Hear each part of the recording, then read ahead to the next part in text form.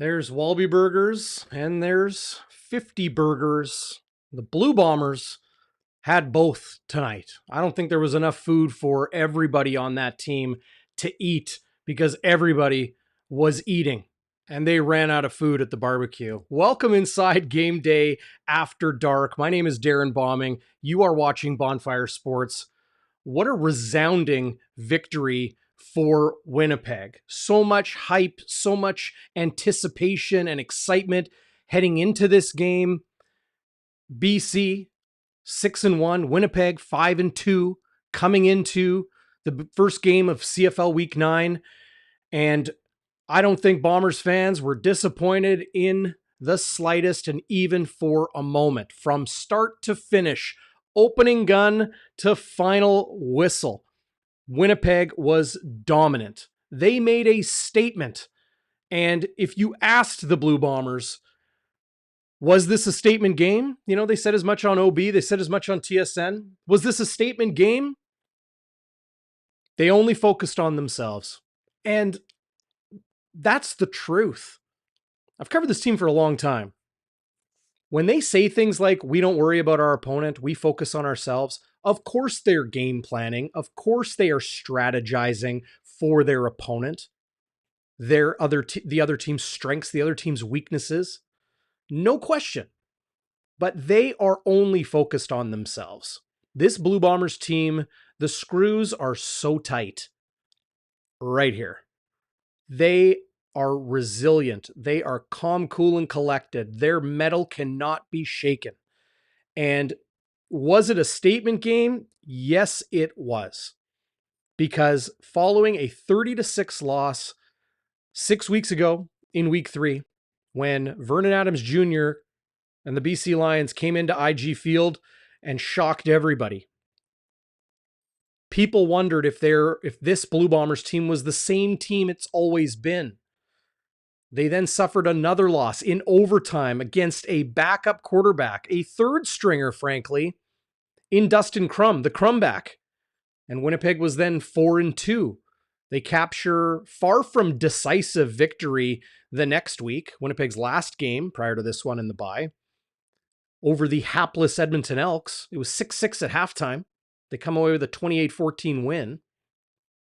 And then through the bye and into this week, yes, they were returning to health. Yes, they were rested. They were prepared. They put in the work. I heard Mike O'Shea mention on his coach's show that the coaches took a day. They took a day off and then they went right back to it. And I'm sure if some guys needed more time, they got it. But Mike O'Shea took one day, spent it with his family, spent it with his loved ones, and then he got right back to work because he knew his team was not playing up to its potential. He knew his Winnipeg Blue Bombers were not showing what they were made of. And tonight, in utterly unadulterated, convincing fashion, the Blue Bombers showed what they are made of right from start to finish. I don't know where Zach Schnitzer is, my normal co-host here on Game Day After Dark, but all of you are here. Great to see everybody in the live chat. Friesen, attaboy, back to your no pseudonym, no pen name for you. I like that. Barflies and Phyllis, T. Kona Polly, Hi Rose. What's going on? Great to see everybody. And you know what? This right here, the old smartphone. Ooh, might have to wipe that down, eh? Lighting up. The Bonfire hotline, 204-816-TIPS. 204-816-8477. You can call and leave a voicemail. I might play it on air if it's good. But you can text anytime, during the game, after the game, Tuesday afternoon, middle of the night. I mean, I could probably, I don't even think it really rings my phone. So you could do it. I read it all. I read every message and I do my best to get back to everybody. So give us your comments. This is what Bonfire Sports is about. Gather round the fire. Let's talk about it. The Bombers put up a 50 burger. They wreck the BC Lions tonight, 50-14. We're going to talk about Dane Evans and Dom Davis needing to come in as Evans went down to injury late in the second quarter. We're going to talk about Zach Collaros' fourth 300-yard passing game today. We're going to pull up some stats. We are going to pull up some video highlights of this game. And I imagine Zach Schnitzer will eventually text me and let me know. Well, just like that, I shake my phone, magically the Schnitz appears. What does he have to say? 10 or 15 minutes. I think we can wait with bated breath for him. But great to see everybody in the live chat, as I mentioned. If you're watching live on YouTube or Facebook or Twitter, appreciate it. Give a thumbs up. Get onto YouTube right now and join the live chat. I think you can on Facebook as well. But YouTube is where it's all happening. And that's where we want you to watch. That's where we want you to engage and give a thumbs up and comment. If you're watching this afterwards, that's cool too. You can definitely leave a comment. I read them all. So if you got a question, you got a comment, you got a hot take, let it fly. Gather around the bonfire. Let's talk about it. Couple points that stood out to me in this game. And I guess we'll just kind of, break it down, right? October 6th is going to be the rubber match of this game. Okay. Week 18 in the CFL.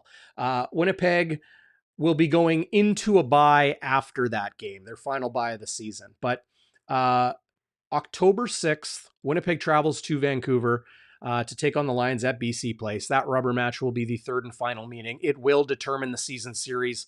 I don't see Calgary. I don't see Saskatchewan. Come on. The team in yellow and green, they're not even in the conversation. So it's going to come down to Winnipeg and BC in the West Division. And could there be an East Division crossover this year? I don't think it's ever happened. Might happen this year. Just might happen. But that game will determine so much. And great to see everybody hitting the thumbs up. Love it. Keep doing it. That's awesome. BC's defense coming into tonight. Maybe some of you have heard this number because it's just astounding. Coming into tonight, their first 7 games, they were 6-1. Ryan Phillips, their defensive coordinator, had his team playing outstanding defensive football against everybody except Toronto. Toronto put the boots to them pretty good. By the way, if you're curious, Winnipeg hosts the Argos week 17. So the week 16 bye, Winnipeg's next bye, will come in late September, mid-September. September 29th, Argos come to Winnipeg, and then Winnipeg goes to BC.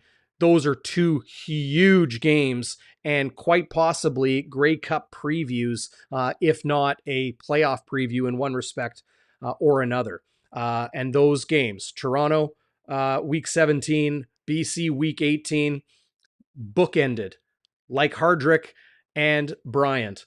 Those games bookended by bye weeks. So really, really big games. Winnipeg finishes against Edmonton and Calgary in the regular season. BC's defense coming into tonight, 7 games.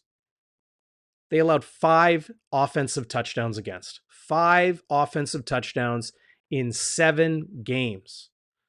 The Bombers scored 6 offensive touchdowns tonight. And they started right from the hop. Outstanding. Bang, bang start. Bang, bang start for the Blue Bombers offense. And it was 14-0 before we knew it.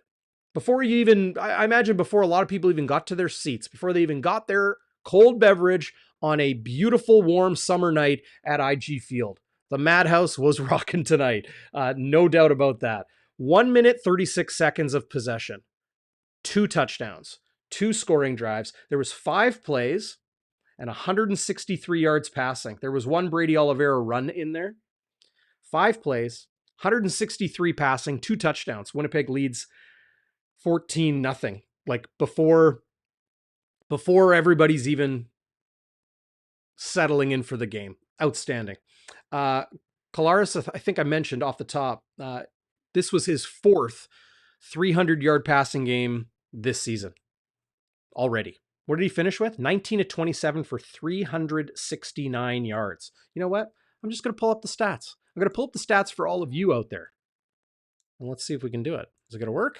Here we go. Okay. So here are the offensive numbers for both of these teams. Let's start with Winnipeg. 19-27, 70% passing. Exemplary. from Zach Collaros. Did not take a sack tonight. 3 touchdowns, the 1 interception. That was the defensive lineman, Marcus Moore, late in the third quarter, the final play of the third quarter. So Collaros has 4 interceptions this season. Believe me, his ratio to touchdowns still pretty dang good. And, we saw Drew Brown step in. I thought he had 77 yards. It ended up being 78 yards passing, as you see right there, including that absolute laser dart, however you want to describe it, that absolute rope to Dalton Schoen for the 6th and final touchdown of this game to give Winnipeg a 50 burger in the game. Brady Oliveira, I thought he was going to get a lot more work tonight on the ground, but just 9 carries. The only number that matters right there. 7.4 yards per carry. 2 touchdowns, 2 runs of 10 yards or more. He was very, very good. The Blue Bombers' offensive line, we're going to be talking a lot about it tonight. And I will tell you why Winnipeg was able to protect Zach Collaros. It wasn't just the offensive line playing better. They definitely did play better. But Winnipeg did something very, very interesting on offense. You know what the Blue Bombers' offense did? They had a moving pocket. They designed plays for Zach Collaros to roll out of the pocket. The pocket would move with him. There were times where they would bring in a tight end, okay, on the left side of the line of scrimmage. Liam Dobson would come in, line up next to Stanley Bryant, and Dobson would just take Matthew Betts one-on-one, and Stanley Bryant and Jeff Gray, left tackle, left guard, they would just break down in, right? They would just crash inwards. And that was either a play action play where Collaros would roll out, or Brady Oliveira would take the ball, off left tackle. And it worked outstandingly. BC just couldn't get pressure on Zach Collaros. And it was a combination of moving the pocket and just quick release. A lot of those deep balls, there is credit given, no question, to the offensive line. They did a great job in pass protection to give Collaros enough time to drop back, cock his arm, and let it fly down the field. His touchdown passes to Schoen early in the game, to some of those deep shots to Kenny Lawler, the Kenny Lawler touchdown in the first half, to Nick Dembski in the second half. I don't know if there has been a quarterback in the CFL in a generation that is able to put that much touch on a deep ball that Zach Collaros has shown these last few years here in Winnipeg. There are numbers galore about how outstanding Zach Collaros has been in blue and gold since joining this team late 2019 and going on to 3 straight Grey Cup appearances and 2 championships. Coming off the bye, he's 7-0 in his last 7, dating back to 2018. The last time the BC Lions had 50 points hung up on him. I like this. The Ticats put 52 on the BC Lions. That was 8 years ago. Is that right? 5 years ago? I think it was 2018. Yes, 2015. It was 8 years ago. 8 years ago, the Ticats scored 52 points on the BC Lions. The quarterback of that team, you guessed it, Zach Collaros. So, the quarterback seems to just throw passes that find receivers. And by that, I mean Winnipeg's offensive coordinator, Buck Pierce, the system that they have in place.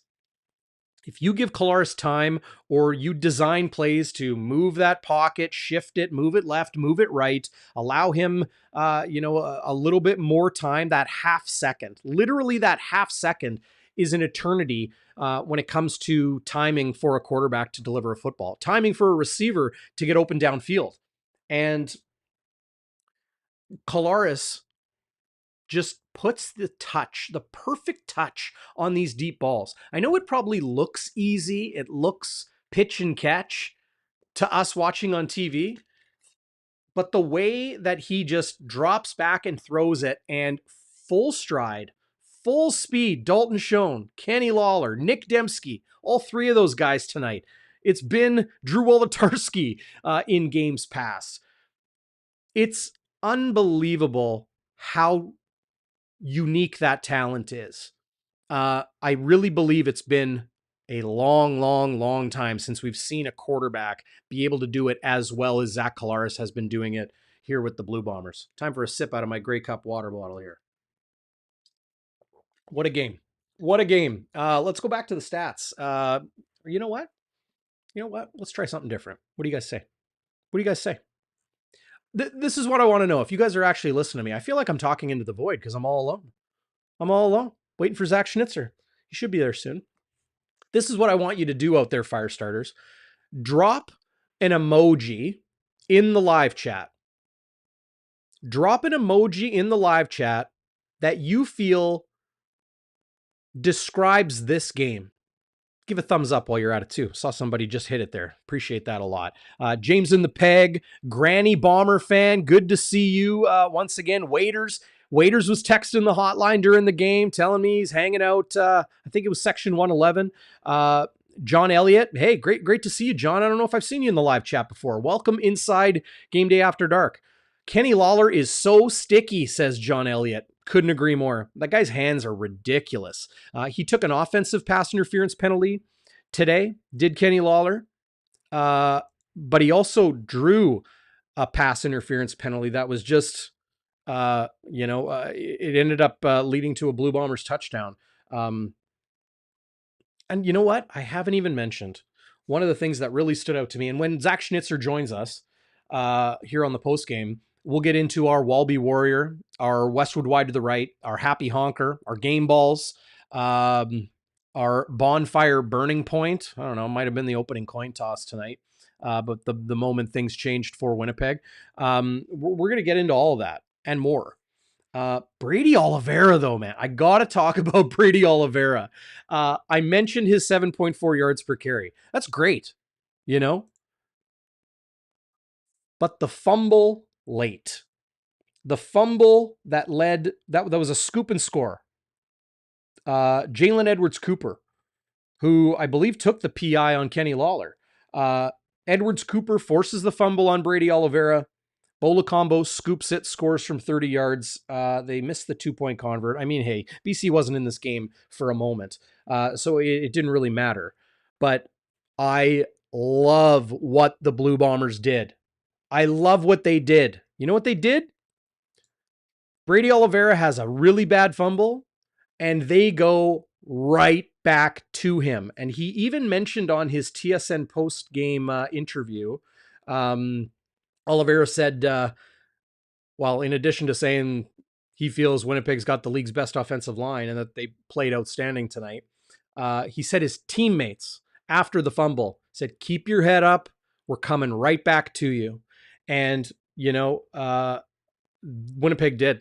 It was a 27-yard touchdown that was right back after the Connor Burtonshaw onside kick recovery. Winnipeg's fullback in his first game after a stint on the 6-game injured list. Kyrie Wilson, Jackson Jeffcoat, Willie J. I still stand by my statement. I stand by my very hard, firm belief that Willie Jefferson is the best player in the Canadian Football League today.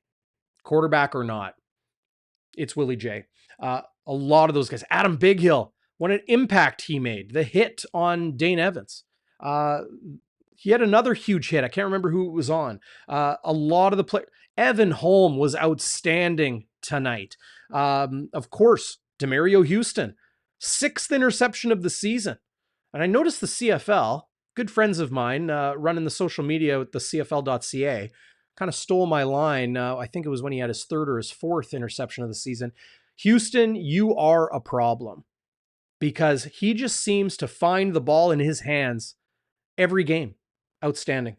Leads the league with 6 interceptions this season. But Winnipeg's defense came to play, and it was Winnipeg's offense that led the day. Zach texts me, says he's coming downstairs, going down to his studio right away, which is great. We'll get into our Walby Warrior and Westwood's Wide to the Right and all those good things. How come I'm having trouble finding my oh, cool. Here it is. Okay, I got it. Here we go, guys. So early in the game, this is the first possession of the game, and here's Zach Collaros dropping back and tossing a touchdown on 1st and 10. Dalton Schoen house. And they're off to the races. Here is Kenny Lawler's touchdown early in the game. And just like that, 14-0 Winnipeg. And they kept it on. Here is Demario Houston. Hey, there's the line. I don't know if you guys see it. Houston is a problem. Dane Evans. Winnipeg did a great job keeping Dane Evans uncomfortable. Did a great job keeping him uncomfortable and just forced him into making some throws. I think that one in particular was one that he really, really rushed. Let's take another look at it here as Demario Houston climbs the ladder and pulls his 6th interception in. And Winnipeg is, they've played 8 games this year, and he has got 6 picks to lead the CFL. How about that? Well, who's in the green room? Who do we got here? I think it's somebody who's in a really, really good mood tonight. Just a gut feeling that he is in a really, really good mood tonight. The man himself, chain and everything. Zach Schnitzer joins us on Game Day After Dark. How are you, Schnitzy? You feeling all right, buddy? BC sucks. BC sucks. BC sucks. Here we go. My favorite chant, and I got to say it all night, buddy. I'm doing amazing. Amazing. What a statement.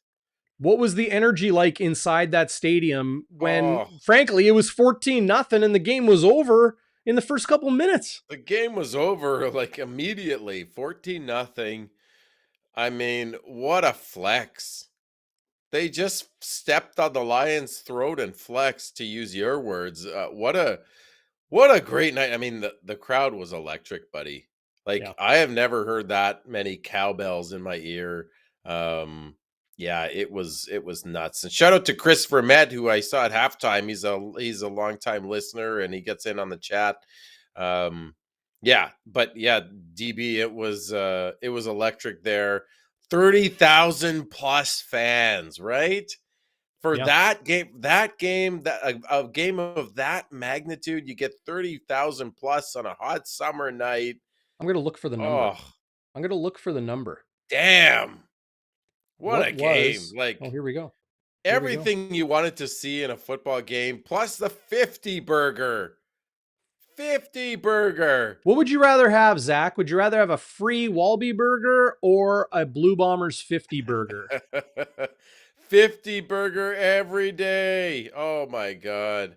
30,874. Nearly 31,000 in attendance at the Madhouse tonight. It was mad.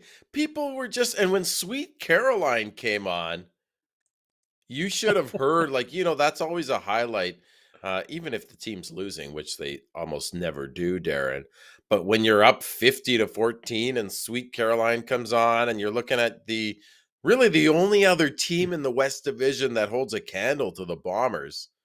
Really, it's a 2-horse race. And you're beating that team. It's a 3-team CFL right now, right? Yeah, really. Argos and these two. Yep. Yeah, and you're beating a team that really laid a licking on you and made a statement on June 22nd, and you're beating them 50-14, and Sweet Caroline comes on. Like, it doesn't get much better than that, buddy. Maybe playoffs, but yeah, what a great night at the park at the Madhouse, buddy. I have a question for you, Zach, as I just added the attendance to the live chat. I'll throw it up there on the screen. 30,874, because some people were asking. You asked the question, and I feel it was a fair, relevant, logical question just a few days ago. Is this the same Winnipeg Blue Bombers team as we knew it the last 3 seasons? Do we have a better answer now? Listen, it was the big question going into this game, like you just said. What is this the same team that utterly dominated in 2021 that went 15-3 last year? Vermette, it was nice to meet you, buddy. That was a big question. They had that horrible crumback game. They got absolutely the crap kicked out of them by the Lions on June 22nd. After putting up like 40 plus points the first 2 weeks, Darren. And the question was, is this the same team? And I think you have to say yes. I would say yes. It's one thing to win, right? But as Jeff Cabillas is saying, it was absolute domination. Yeah. They absolutely kicked the living crap out of the Lions. Now, Yeah. the Lions were coming off a short week and they had a backup quarterback, but that's still a stacked defense. There weren't major injuries on defense. Maybe Banks was out, but there weren't major injuries on defense, and they put up 50 on them. Yeah. And everybody, like Walby and I talked about it on Game Day Winnipeg, the pregame show, right? We talked about them dressing 9 defensive linemen and how they were going to come hot and heavy and play tempo all night. Well, it's tough when you're down 14-0 right away. It's tough when Collaros is 70% for nearly 400 yards. Just crazy. Speaking of the BC Lions defense, here's Brady Oliveira's touchdown. That was Winnipeg's 3rd TD and 4th score of the game. Just absolutely outstanding performance for Brady Oliveira tonight. 7.4 yards per carry. And the fumble was tough. That was tough. But I was talking about it just before you joined. I love how the Bombers went right back to him. That's how you ensure a fumble doesn't linger in a young player's mind, even a veteran player's mind. Yeah, no, that was a big redemption. 27-yard touchdown. You don't often see Brady. He's more of a power back, hit you in the mouth kind of back. He's going to grind out, 6-7 yards at a time and just be the hammer. He doesn't often scamper off for 10 plus, 20 plus yard gains. 27-yard touchdown, and just he showed some speed there, Darren. Yep. I believe that put them up to 50, if I'm not mistaken. But they scored so many points that it's hard to keep track. Yeah, I think it was the Dalton Schoen's 2nd TD. From Drew Brown, where he gets rocked on the goal line and hangs onto the ball. Man, he is. I heard people saying this week, like, "Oh, is Dalton Schoen still the player he was?" Are you kidding me? Are you kidding me? Like, he had one go through his fingers against Edmonton. Okay, like, do you understand the margin of error there? It's minute. Yeah. And you're going to say, oh, this guy, he's not the same player he was. Would you have been saying that if he was coming off a game where he had a 65-yard touchdown? Well, tonight he kind of made it happen. How about this? Gerald Wilson. Big Beaver Jerry here. The emotion and the physicality from the first play was awesome. Well said, Jerry. Shout out Big Beaver. Oh, they and you know what? You know what I love, Darren?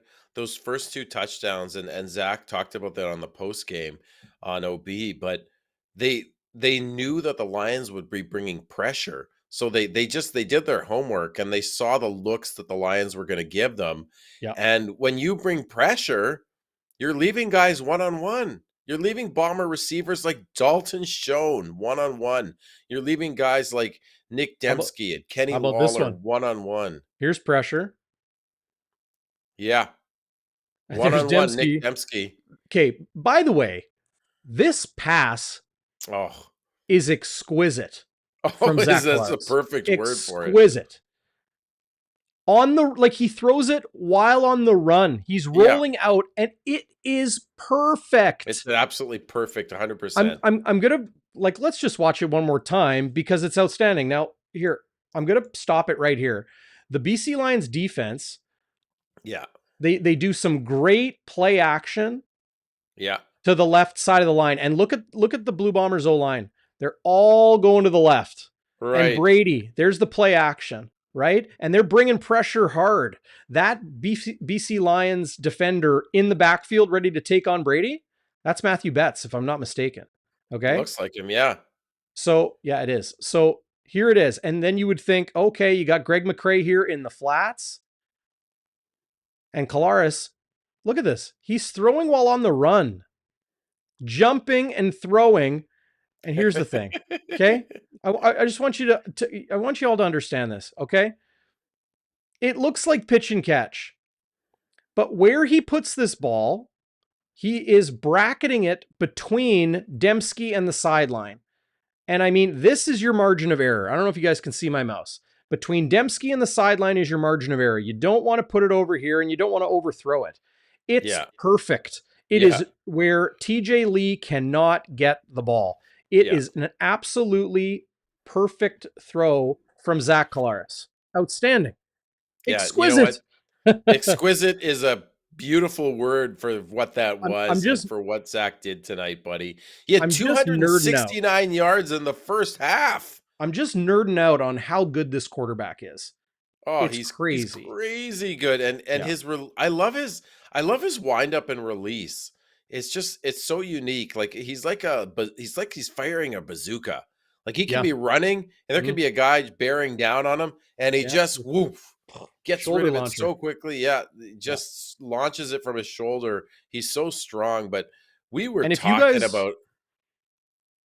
Yeah, sorry. If you guys were at the game, I don't know if you saw this celebration, but like these guys are just having a good time. And there's our old buddy Yoshi. Yeah, look, he grabs the camera. Nice. Working the camera after the Dembski touchdown. Dude, I gotta tell you, if you missed midweek, you gotta go check it out because Hardrick was off the charts good. I've had so many friends and family members text me and say, man, having Hardrick on there makes me like him even more, and he's already likable. Like he was was an incredible interview. Look at him just thieve the camera from the camera guy. Watch him. Give me that. that Dembski touchdown that was in the second half, right? That was and that really put the game away. Like it was already kind of over, but that one really blew the doors off. Just the guy is pure entertainment. It's really something else. Really, really something. Do you want to maybe look at some stats, Zach, before we get into? I would like to see some stats because see some stats. Okay. Well, we already kind of looked at the Blue Bombers offensive stats. But quickly, I haven't even gone into the receiving numbers, but these are the ones like 70% passing, 369 yards. He had the interception to the D lineman Moore, but 3 touchdowns. And look at this quarterback efficiency rating. That's pretty much perfect. 134. Yeah, pretty close. And that interception was kind of a freak thing. Like that D lineman made an amazing play on the ball. But Oliveira, 7.4 yards per carry. And here's the numbers I think people really want to see. Kenny Lawler, 7 catches on 8 targets, 200 yards. Did you hear Kenny Lawler this week? I set goals for myself, 2,000 yards. Yeah. Kenny, is that still an attainable goal? You missed a third of the season. Yeah. Well, you know what? I think he's on pace. He is. It's insane. He is on pace. Schoen caught everything his way, 137 yards, 5 catches. Each of Schoen and Lawler had 2 second down conversions. Look at Lawler's 55 yak. Dalton Schoen 38 yak. Yards after the catch for the uninitiated. Nick Dembski had 1 30-yard catch. Schoen had 2 30-yard catches. Lawler 3 catches of 30 or more. Wolotarski caught everything his way. But this is the big 3. Ladies and gentlemen, you talk about Lucky Whitehead, Keon Hatcher, and Dom Rhymes, or maybe it's Alexander Hollins, right? Or Javon Katoy, or Justin McInnes, some of these weapons the BC Lions have. I'd put these 3 up against anybody. Yeah. Anybody for what they can do. I don't think anybody in the league has better hands than Kenny Lawler. I had a quick back and forth with Farhan Lalji last game the Bombers played when Kenny made that catch that really wasn't a catch, but they ended up hustling to the line of scrimmage, right, and getting away with it. But I think Kenny Lawler has the best hands in the CFL. I you know I Oh, didn't even yeah. I don't even know if I think it. I think I know it. Yeah, I think I know it too. Brian And he Burnham, he now yeah. retired, but he had them. Kenny Lawler's Yeah. got them. Oh, Uh, Kenny, he's got the strong, like so strong. Hey, like he just yeah. the guy, and you see defenders trying to rip the ball away from him when he secures the catch, Yeah. and yeah, they just can't get anything on him. So those three, the big three, I will now call them the big three: Lawler, Schoen, and Dembski. In the live chat, I don't know. Did I tell you guys? Yeah, drop an emoji into the live chat. If you don't know how to leave an emoji, you don't know how to type an emoji, like just Google it. Google it real quick. It's kind of cool to be able to do that. Anyway, drop an emoji in the live chat that describes this game or describes how you feel after this game. Or maybe you could even say, this is the BC Lions, and an emoji that would describe that. I think that would be fun. But these three, the big three: Lawler, best hands in the league. Dalton Schoen, I would say, is the best waggle receiver and route running receiver in the CFL. And Nick Dembski is the most versatile, dangerous player offensively in the CFL because you don't know how he's going to be used. He can be brought into the box. Are they going to hand it off to him? Are they going to shovel pass it to him? Are they going to flick it to him? Is he going to chip and release and catch it in the flat and then make a guy miss? Is he going to run the ball like a tailback? Is he going to dart down the field for a um, for a uh, for a 30-yard touchdown? I don't know if there has been a more dynamic trio of receivers in Winnipeg Huh. in a generation. I think I would have to go back to Milt and Bobby Gorgeous. Um, they had some good receiving cores in those days.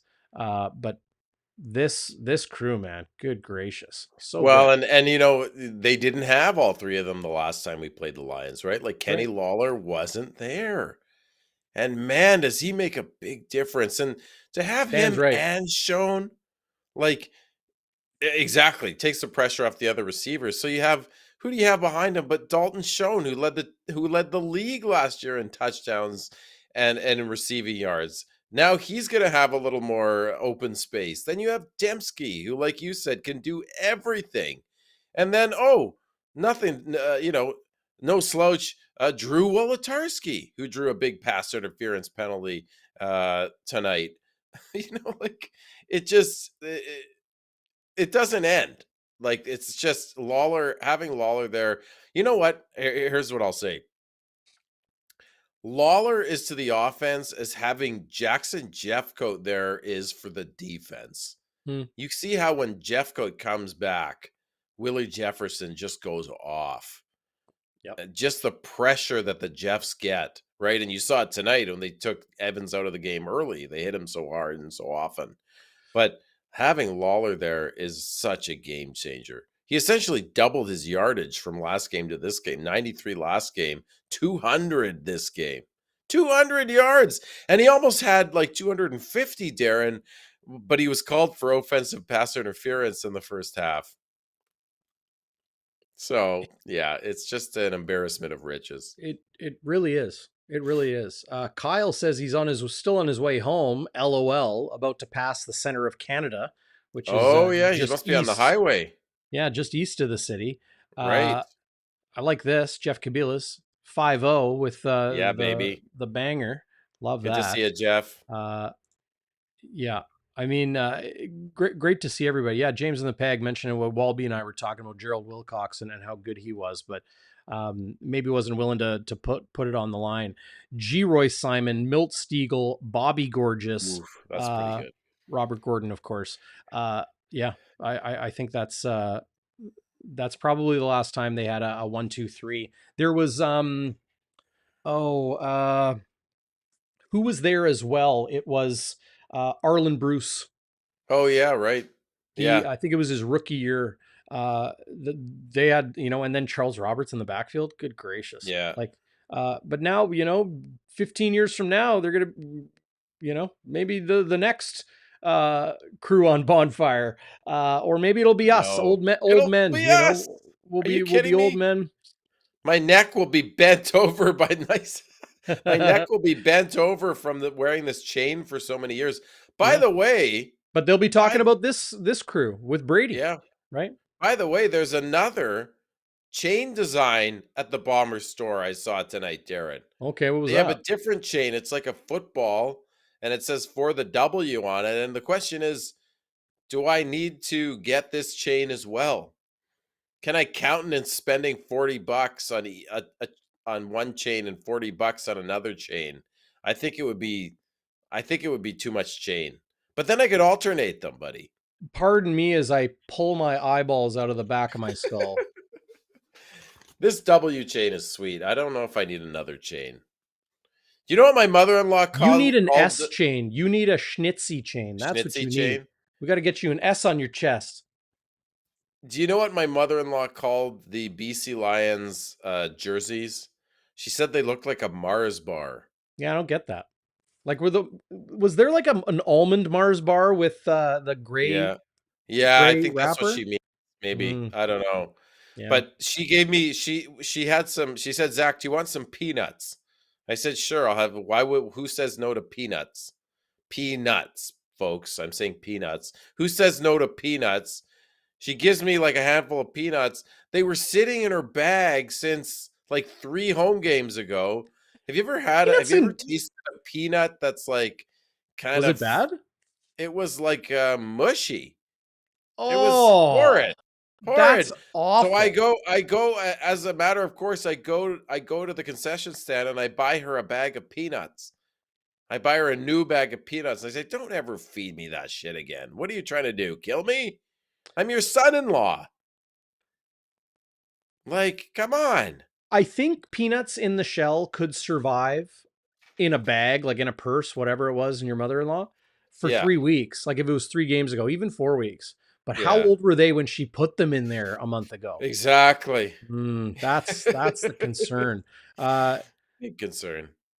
Good to see my old pal Derek. Oh, Derek, it was great to Were meet you, buddy. were the Bombers the first team that Matthew Betts didn't record a sack against? He had 10 coming into Could tonight. be. Yeah. Could be, but he's had multi-sack games, so that may mean he had a game or two where he didn't have any. But great question. Speaking of That is a good defense, question. well, you know what? First things first. First things first. I don't know, like you there's few things that can get my appetite going again after hearing about mushy purse peanuts, but it would be the Pure menu. It would be the menu at Shannon's Irish Pub. That's what it would be. Um, you know what? I got to do this. Yeah. Oh, see, there it is at the bonfire. You got to check out Shannon's Irish Pub. It's going to be rocking tomorrow night before and after the Winnipeg Sea Bears playoff game. It's an 8 p.m. tip-off. I'm going to be calling the game on the court, doing the PA, the starting lineups, the rest. So jacked for that. But before and after the game, and frankly, even in the afternoon, because Shannon's is now open Fridays for lunch. Go eat at Shannon's Irish Pub. They have your pub favorites, okay? Your burgers, your fries, your wings, your nachos, but they have so much more. Gerard is an outstanding chef.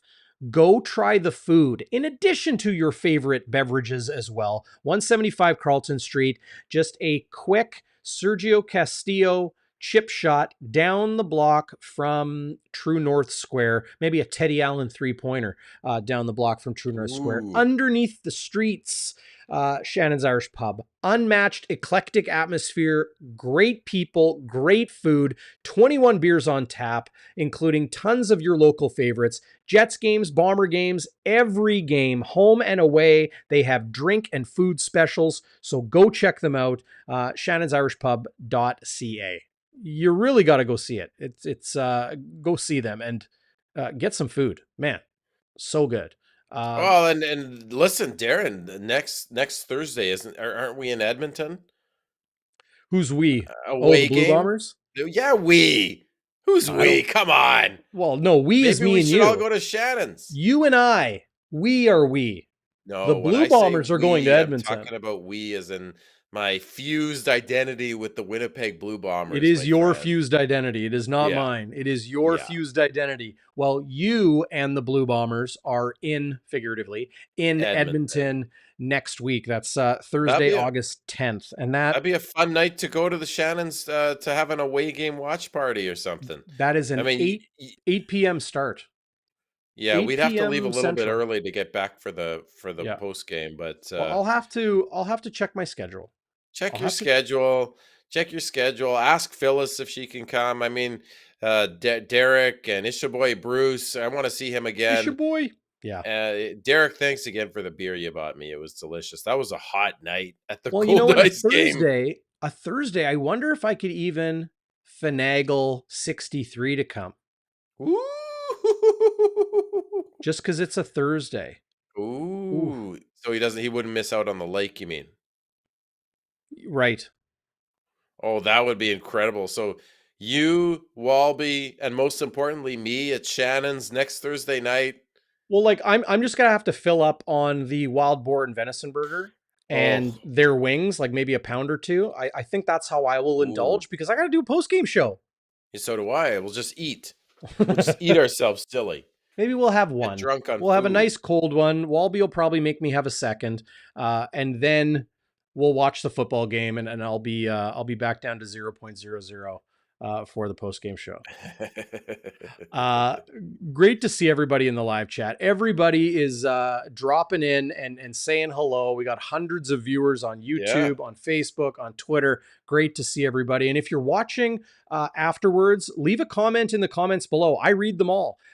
Text the hotline 204-816-TIPS. 204-816-8477. Standard message rates apply. Just like if you're texting your mama. It's like a regular text. So I you know text when my mom like every day. I don't know about you, Darren. Well, you well, you live so close to mom and dad, but you know what I I do text. for mom? I FaceTime her. She likes the Oh, FaceTime. yeah, That's good what I do man. for mom. You know, Good because you got man. to take care of mom and dad, just like they took care of you. Remember that. That's important. You Um, know, yeah, Albert they do. Johnson. Yes, Albert Johnson. Good pull Ooh, from Albert John. Johnson the third. That's right. Great kick returner as well. Yeah, I like this. Craig Smith. He's got the deep recall. Going Ooh. back, James Murphy, Jeff Boyd, Joe Pop. Oh, Joe Poplawski. Outstanding. I think he's going into the Ring of Honor this year. Did he go in last year? Am I losing my mind? Yeah, I think he went in Yeah, last he year. went in Yeah. last year. Yeah. He had the beautiful head of hair. Uh, okay, Zach. I wanted to pull up the defensive stats. Yeah, let's Uh, see. okay. All right. Let's see, buddy. Hey, by the way, did we even give up a sack tonight? Oh, well, here, let's find out. Because I know Zach fumbled once. Nope. Maybe they count that as a sack. No, that was an incomplete pass. Oh, that's right. It wasn't a fumble. Yeah. Right. So TJ Lee had a game high 6 total tackles, 5 on defense, 1 on specials. He's the one that had to cover a lot of those slot backs, Dembski and Schoen in particular, catching balls like absolute craziness. Marcus Sales, our old friend. Marcus Sales, 5 tackles tonight as he had his hands full. He also, Is he our old friend though? Since he called us vanilla, isn't he the one that does the vanilla cone thing and all that BS? You know Is he what? an Look, old friend? can I tell you something? Marcus Sales here. You know what? I'm going to come on screen for this. Okay. Marcus Sales is one of the most genuine, real, just down to earth, good dudes I have ever met. He is one of my favorite people, period. When I went to Vancouver this past November for the West semifinal between BC and Calgary, the Canadian Football League sent me out there to do some work for them for the website for CFL.ca. And when I saw Marcus, like he saw me and he was just like, it was like, you know, an old friend you hadn't seen in 10 years. It'd only been a couple, but you know, he is a real genuine dude. And the whole vanilla comments, like, he knows what he's doing. He's got friends in Winnipeg. He played here for a number of years before signing with the Minnesota Vikings, right? He knows what he's doing, man. He's making fans angry. Oh, give me a break. He's busting balls. He's having fun. Vanilla. Come on. Vanilla's not even that good. Dude, Chocolate. that's the point. Come on, chocolate. Okay, was there a sack? You were going through the stats and I No interrupted sacks. you. No sacks for Zach Collaros Hello. tonight. That one interception was what's his name? Micah Moore? No. It's not Mike Moore because he retired. No, it's not Mike Moore. It is Marcus. Marcus Sales, Moore. Marcus Moore. That was kind of a freak play. You know, he tried to throw it over his head on a screen pass and whatever. Who cares? Adam Bighill, game high 6 tackles, including some absolute slobber knocking smacks of BC Lions ball carriers. Evan Holm, prequel, giving him a game ball tonight. Oh yeah, he was Holm incredible. Was outstanding. And Lucky Whitehead was begging for a pass interference, a defensive pass interference call when targeted in the end zone. He was saying that Holm grabbed his arm. TSN showed the replay really quickly and mentioned that they didn't see that. I saw it. He absolutely grabbed Lucky's right arm. I believe it was his right arm. Like forearm, like just below the elbow, just grabbed it as Lucky was elevating in the air to catch the ball and elevating his arms above his head. He just kind of smacked him in the forearm and interrupted him from making that play. So look, if you ain't cheating, you ain't trying. And if it ain't cheating if you don't get caught. So Evan Holm, he also had some outstanding plays in addition to that. I'm giving him a game ball tonight. Winston Rose, 5 tackles in his first game back. No doubt the game plan was to go after him. But like these are the numbers we're really looking for. Tackles for loss and quarterback sacks. And Jackson Jeffcoat had a sack. Jake Thomas had a sack. And I think... Well, Jeffcoat's the one that got lots of pressures on, but no tackles for loss because really BC just couldn't produce much. No, you know. So overall, strong game defensively for Winnipeg. Do you want to get into Walby's Warrior? Let's do it. Yeah, I gotta look at my notes here. What did I say for Walby's Warrior? You know, okay, so my Walby's Warrior is actually 5 Guys, and I'm not talking about burgers. The pizza place or the burger place. Pizza? Dude, sorry, I've never been to 5 Guys. Okay, I just know it's called 5 Guys. Whoa, you've never been to 5 Guys? Never been to 5 Guys. I've been. Do you understand that the 5 Guys? There's a 5 Guys within walking distance of IG Field. Oh, and really? The team. Oh, dude, the guys love 5 Guys. That's the spot. 5 Guys. I gotta go. Go. I'm going to give it to 5 Guys, and that's the Bombers' O-line. No sacks allowed after they gave up 7. 7 guys. Well, fair enough, right? Dobson and Eli or Ellie or whatever his name is.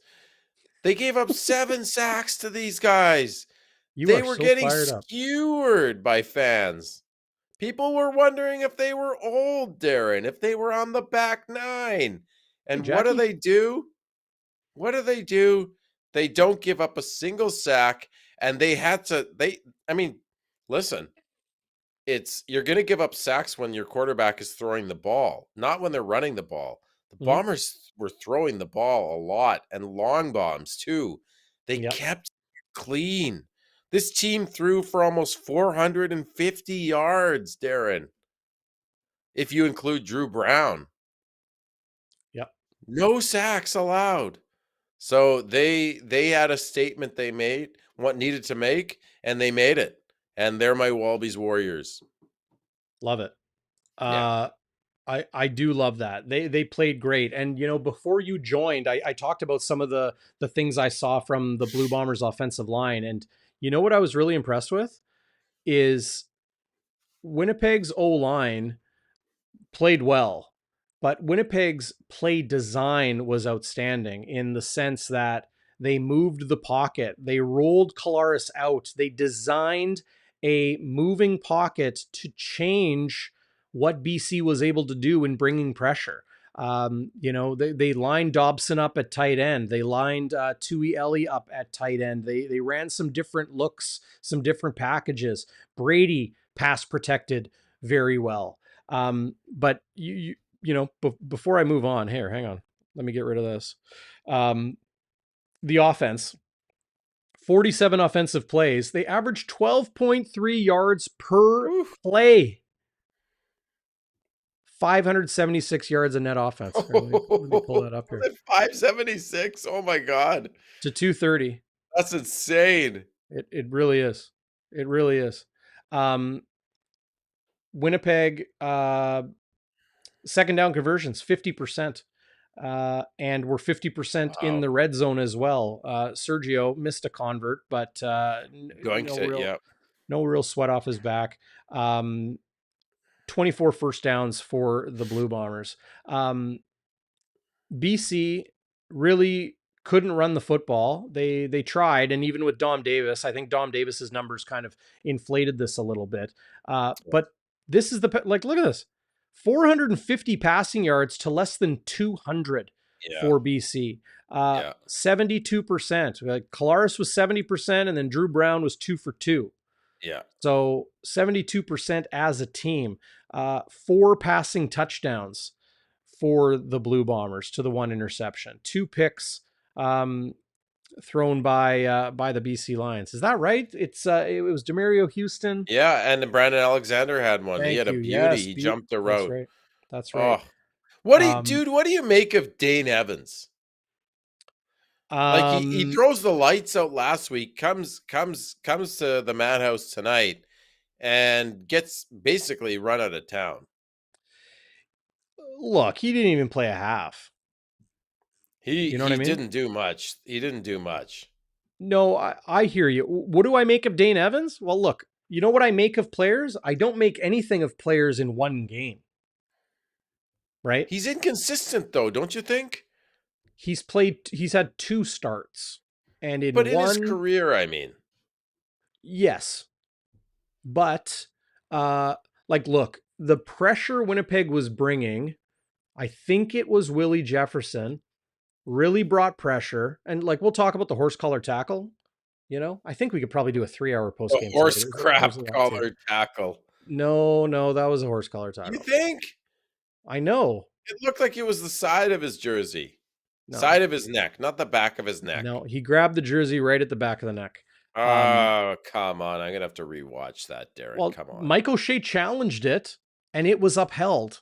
Yeah, because, they don't want to burn their own zebras in the command center. Come on. It's all... They want to... No. Everybody's against the Bombers. What you are alluding to right now is hate the Bombers. It's a conspiracy. No, man, you got to throw some water on it. I'm serious. You're way too fired up for the bonfire tonight. You're a fire in itself. No, you're alluding to an idea that the CFL officials are protecting themselves instead of getting the call right. Are you kidding me? I do think sometimes that happens. It's human nature. I'm not saying it happened tonight. I'm being a bit facetious, but I think it's human nature to protect your own. We all have biases. Yeah. That's another conversation. I don't think people care about this topic. Dude, it was a horse collar tackle. Anyway, okay. It was Willie Jefferson pressuring Dane Evans on the Houston interception in the first half. That was an ill-thrown football because Willie was coming. Yeah. And Willie did a lot tonight that won't show up on the stat sheet. Same with Jackson Jeffcoat. The D-line played as well as the offensive line played. I feel for Winnipeg. Reggie agrees with you. Schnitzy's correct. Okay. All right, Reggie, I like you, buddy. We're on the same team. Go ahead. Well, I was just going to say, to answer your question, what do I see in Dane Evans? I see a quarterback that has a lot of ability, but I'm not going to hang that game on him. Winnipeg came out and kicked their ass. Yeah. Was Dane particularly bad? I don't think so. He missed a couple throws. He threw, he missed a couple of guys. But Zach Collaros had 8 incompletions. Did he have a bad game? Oh, come on. You can't compare Zach Collaros' game to Dane Evans. No, I'm just saying that Winnipeg brought great pressure. And that's my Walby Warrior tonight. It's Adam Bighill, Uh, who knocked Dane Evans out of the game with a hellacious blow. He laid a couple absolutely slobber knocking is the word I've been using tonight. Just knocking the slobber out of guys, just hitting them hard. And I said and it he on got game. flagged. Sorry, Well, Darren, but that was a terrible call. and you know what? Adam Bighill was asked about that on the OB Oh, post game, and he said, I'm gonna hear about this in the next couple days, but that not every hard hit is a penalty. Sometimes it's oh. just a hard hit. So my Walby Warrior is Adam Bighill tonight because some people have been criticizing him, saying, "Oh, he can't run like he used to. He can't tackle like he used to. He should have tackled Dustin Crum on that run. He should have tackled Dustin Crum on that other run. Oh, he was out of position. Oh, he's not." Adam Bighill's the heart and soul of this team.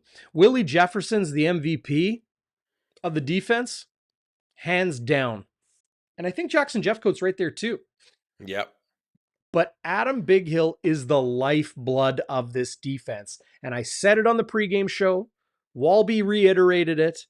Physicality is going to win the day in a game like this with so much on the line. The season series, first place in the West, statement game, redemption, revenge, the rest, protecting the house, all of it. Okay?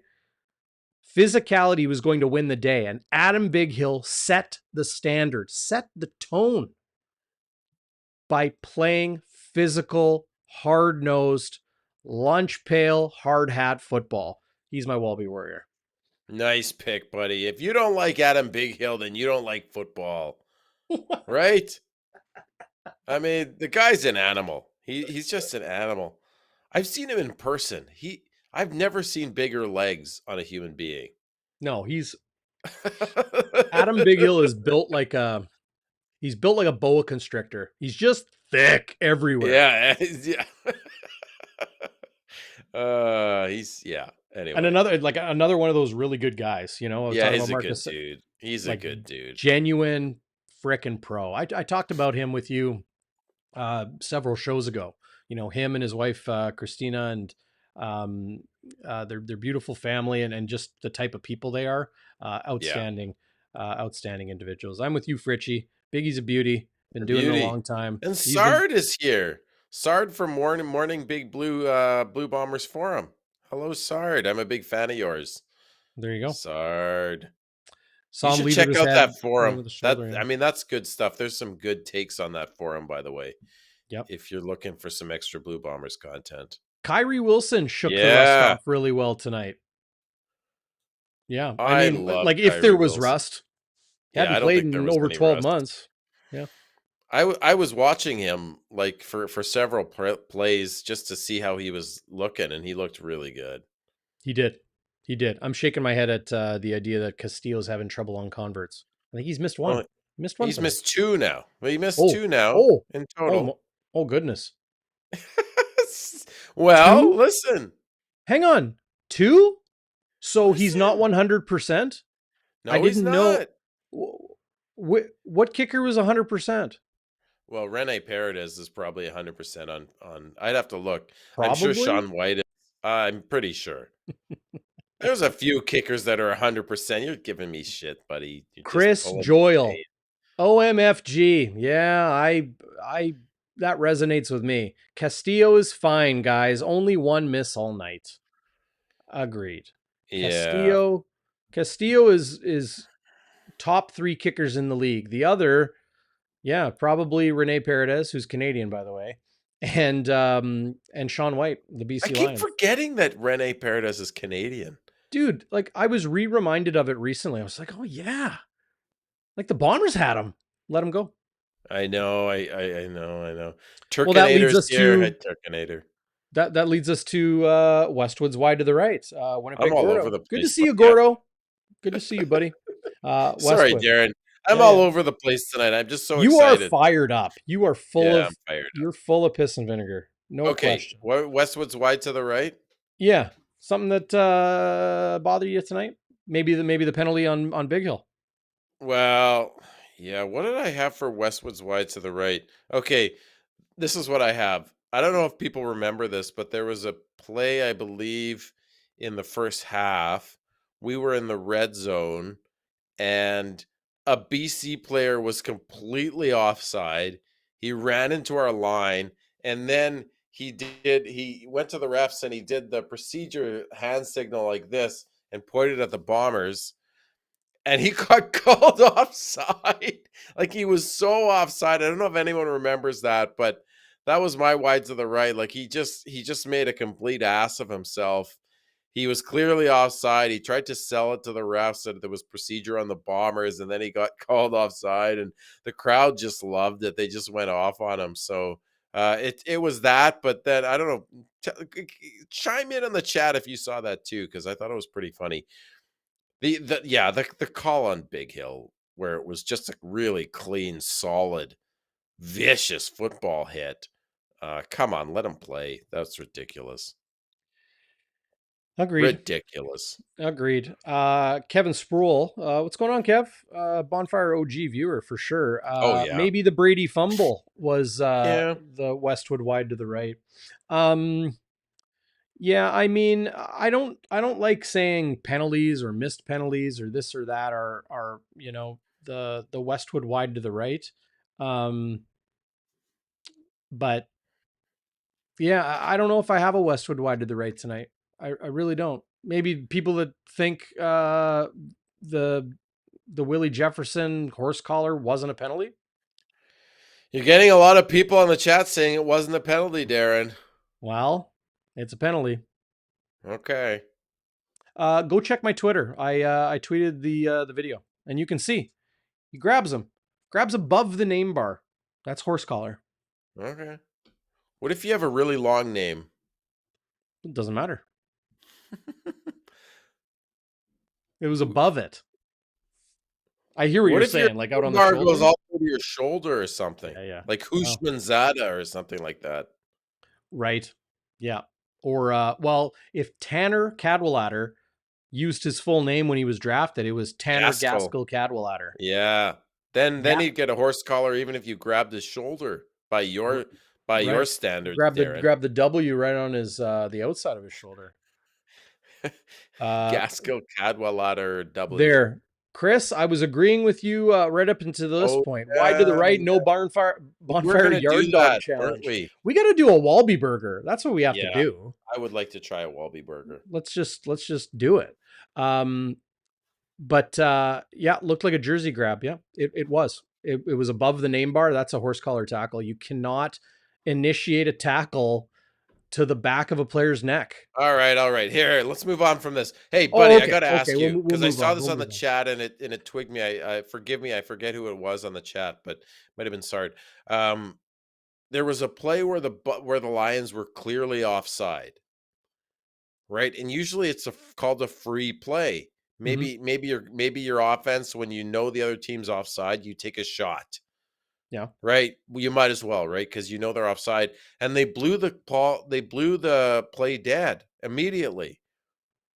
What's the rule there? Like, why are you blowing the play dead if they're offside? Shouldn't it be a free play for the offense?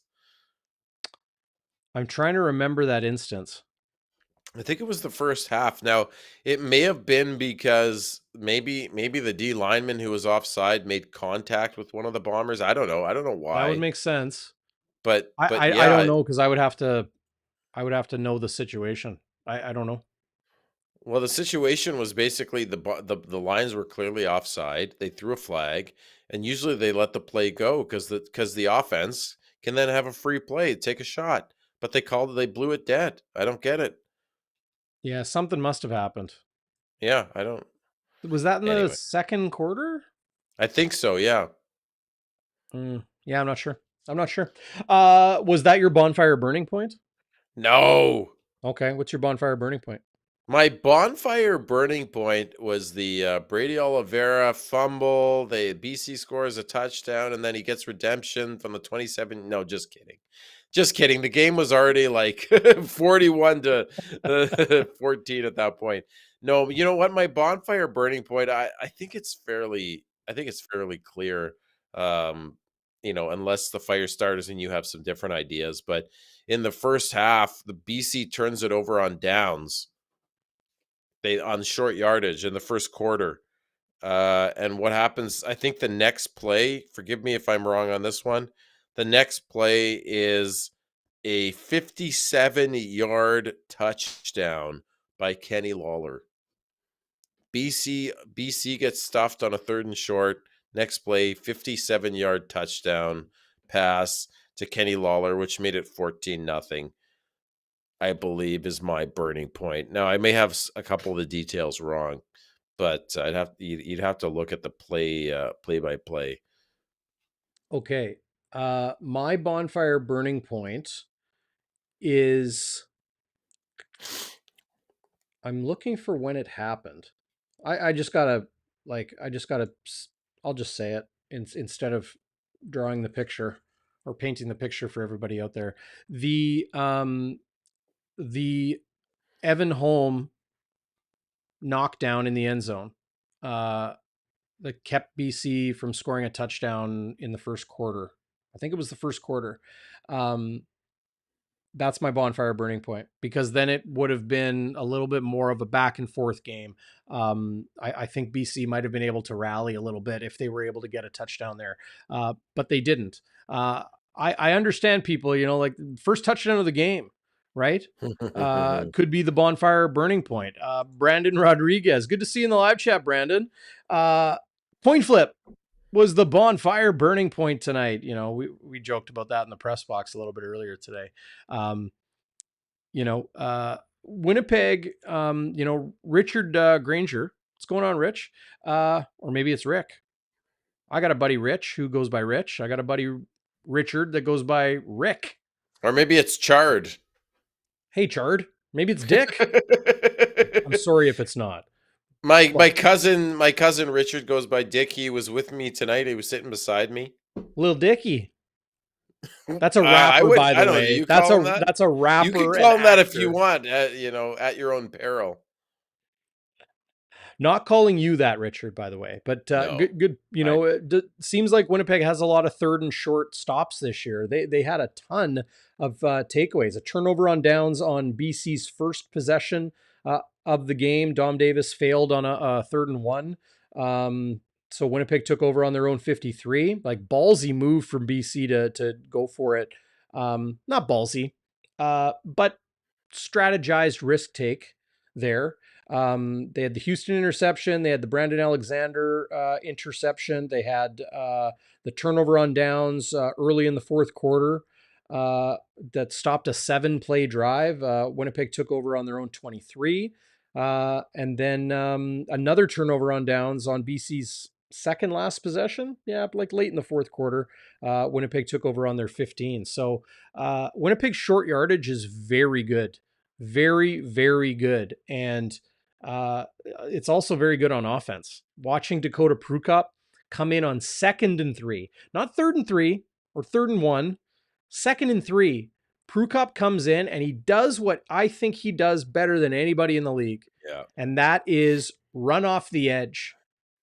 It is it's nearly unstoppable. The way Winnipeg has that blocking scheme and the way Prukop is able to use that explosive first few steps. He is incredibly quick. That was beauty. Yeah, I mean, but so it's funny because right before that, right as he comes in, Cole McGarvey, how you doing, buddy? Coast to Coast Gridiron, great podcast, especially when we're on it, right, Darrin? We'll get on it eventually. Wasn't Prukop in the red zone once though, and it went horribly wrong? What, a couple games ago? No, tonight. Wasn't it like first and goal from the 5, and he went in, and it was just I must have missed that. Maybe I'm one of my friends texted me that happened, and then it didn't go anywhere. But that play you're talking about was like they'd already established the run with Brady Oliveira, so it was a beautiful fake to Brady, and then Prukop just scampers. He runs like a gazelle. I love this guy. Yep. Reg mentioning that the Bombers scored 2 touchdowns with 61 seconds of possession. I know Scott Billick tweeted that during Awesome. the game. I went through and I looked at it, and because Winnipeg took a penalty on the opening kickoff, no, not the opening kickoff, on the well, anyway, they took a penalty on their first and Yeah, they 10. started from their own 5-yard line, didn't they? Right. So it was technically a 100-yard touchdown drive, Yeah, but yeah, it was Winnipeg's first possession. So they took a penalty on the kick return. yeah, That put them from the 20 to the 10. Um, and then they took a procedure penalty on their yeah. first play. That's right. So Yeah, so it was actually 1 minute 36 seconds, not 61 seconds, because that possession began with a penalty and a right, full rundown of the clock. But right, yeah, I right. mean, you could say 61 seconds. You wouldn't technically be right, but I'm not hanging my boy Billy out to dry. Scott Billick, outstanding reporter and writer for the Winnipeg Sun, but uh, easily confused because that point easily confused because of that penalty. And 105-yard drive, technically just a 100-yard drive, because of that penalty right off the top. Yeah, they were backed up at their own 5-yard line. Oh, that's okay. I don't mind. I think I can handle this. I'll throw a 60-yard bomb to Kenny Lawler on the boundary. We're all good here. We could Yeah. start on our own 5-yard line. You know what is my favorite part of the post game show? Uh, The happy honker. what is my happy? I'm looking down at my notes I'm again. seeing you got your notes. Yeah. Um, I didn't actually pick a happy honker ahead of time. What is my What? happy honker? Why don't you pick it first, and then I gotta think about it. Happy honker. You know what? I'll give my happy honker to a young man who suffered a hellacious injury and came out of it seemingly stronger, both physically and mentally. This week, talking to Kyrie Wilson about his 12-month recovery from a torn Achilles tendon, he shared how he almost like he enjoyed it. Right. Do you understand how crazy that is to hear? Yeah. And we in the media, we're hearing him say this, and we're like, "What? Really?" And he said he actually enjoyed it. Working with the trainers, working with his like he called Teodric Hansen his injury buddy, right? Because they've both been recovering for a long period of time, and Hansen's still a ways away, not really close to practicing yet, which is tough. But those two working together. He talked about how uh, it didn't really affect him in a negative way. And you got to be built different between the ears to feel that way when you're not able to play football for like Yeah, that's 13 crazy. months. Yeah. Um, so Kyrie Wilson comes back tonight, plays very well, tackles strong, looked no worse for wear. And no doubt Winnipeg waited until he was ready physically. To be good for the rest of the season, be ready and good for the long haul. And that's my happy honker, just to see a good guy, a real, genuine, soft spoken, but honest, forthcoming, hardworking dude like Kyrie Wilson. That's my happy honker. It's a good one, buddy. I would have I could second that, but just to throw a different take on this one, like the crowd was incredible tonight. I already talked about that, but I got to tell you, what makes me really happy is not only when the crowd is like foaming at the mouth, but when the age of the crowd is a young demographic. It's so important to the CFL that we have young fans. And I would have to say at the Madhouse on Matheson, as you like to call it, which is a great name for IG Field, there's always young fans. They love it's a party atmosphere. Some of them don't even come to watch the football game. They just want to be there because it's the place to be. That's awesome. I don't even care. But just the party atmosphere there with the young fans, that's my happy honker. I love it. It makes me feel so much more confident about the health of this league and the future of this league. Yep. I talking to somebody in the Blue Bombers organization this week about that Yeah. exact thing. Everything is skewing younger. And Yep. there was real concern not long ago. You could even Yeah. say recently that, the CFL's getting old and then the fans are getting old. And what about the next generation? I think we're going to be okay. And when I say we, I mean Canadian football. Hmm. We're going to be okay. Yeah. I think we're going to be better than okay. I do work with the Winnipeg Rifles, and here was the father. Well, I think I saw you on the jumbotron tonight, Scott Roger.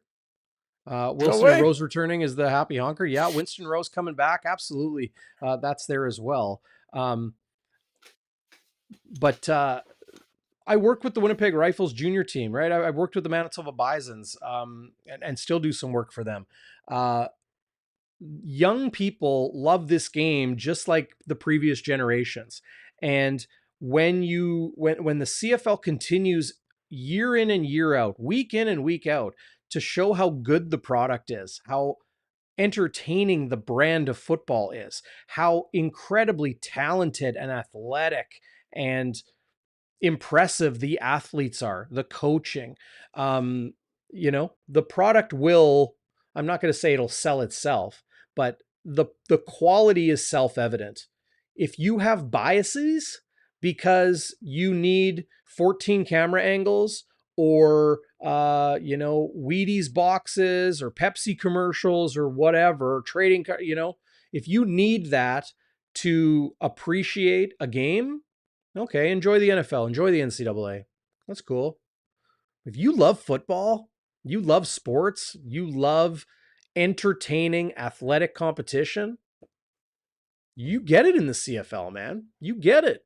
And Totally get it. My cousin came with me to the last game, Darren. He's from LA. He lives in LA. Okay, he's an NFL guy. He's a college football guy.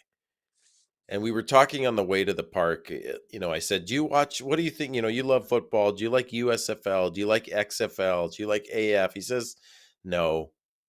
He couldn't care less about those spring leagues and the XFL. He said, If it's not NFL, it's nothing for him, or NCAA."